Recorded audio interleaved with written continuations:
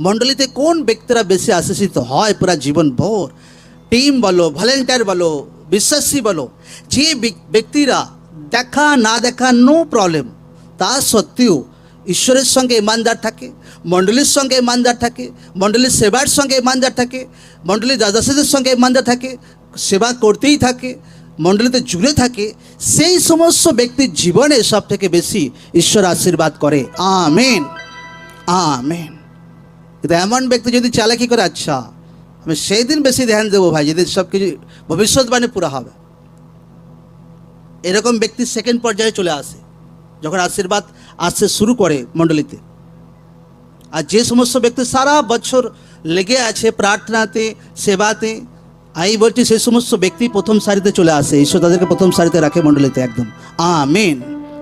এবার লোকরা কোন সারিতে থাকতে চায়? দ্বিতীয় সারিতে না প্রথম সারিতে? হ্যাঁ, প্রথম লাইনে একদম।